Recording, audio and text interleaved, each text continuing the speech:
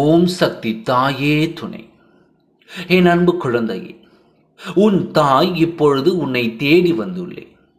உன் வராகி இப்பொழுது உன்னிடம் பேசியே ஆக வேண்டும் என்று உன்னை தேடி வந்துள்ளேன். உன்னுடைய வாழ்க்கையில் எத்தனையோ பாதைகளை நீ கடந்து வந்து விட்டாய். கரடு முரடான பாதையை கூட இந்த நேரத்தில் கடந்து வந்த உன்னிடம் இப்பொழுது ஒரு செய்தியை சொல்லத்தான் வந்தேன். உன் வாராகி உன் இல்லத்திற்கு வர எத்தனை ஆசைப்பட்டேன் தெரியுமா? ஆனால் இப்பொழுது வர தயங்கி நிற்கிறேன். உன் இல்லத்திற்கு வரலாமா வேண்டாமா என்று தயக்கத்தோடு நின்று கொண்டு தான் உன்னிடத்தில் இப்பொழுது பேசிக்கொண்டிருக்கிறேன்.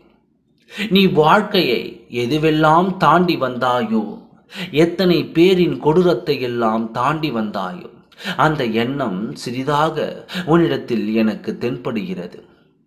உன் எண்ணம் சிறிது சிறிதாக அசுத்தமாக்கி வருவது நான் விரும்பவில்லை.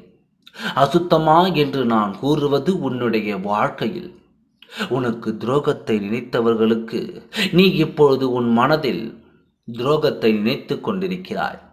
அதை முதலில் நீ விட வேண்டும். 1000 குறைகள் அவர்கள் செய்தாலும், அந்த குறைகள் அவர்கள் செய்தாலும், அந்த குறைகள் அமைதியாக பொறுத்து கொண்டு தெய்வத்தின் கையில் அதை ஒப்படைத்து விட்டாய் என்றால் நீ பொறுமையாக இருக்க வேண்டும். அவனுக்கு தண்டனை கொடுக்க இந்த வராகி பார்த்து கொள்வேன். உனக்காகவே இங்கு தெய்வ சக்திகள் இருக்கும் பொழுது தீய சக்திகளுடன் சேர்ந்து உன் எண்ணத்தையே ஏன் மாற்ற வேண்டும்?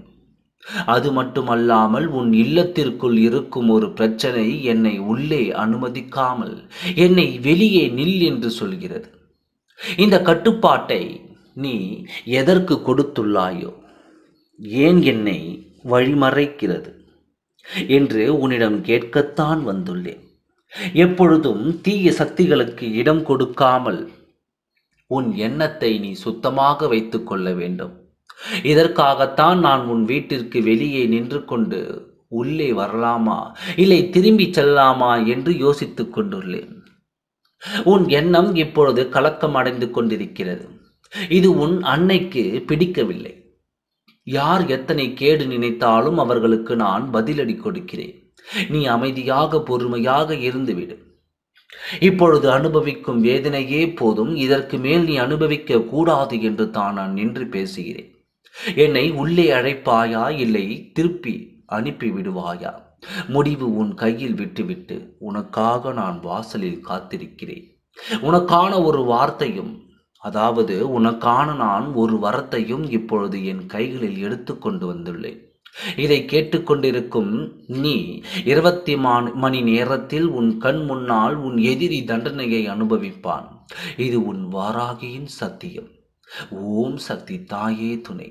நன்றி, வணக்கம்.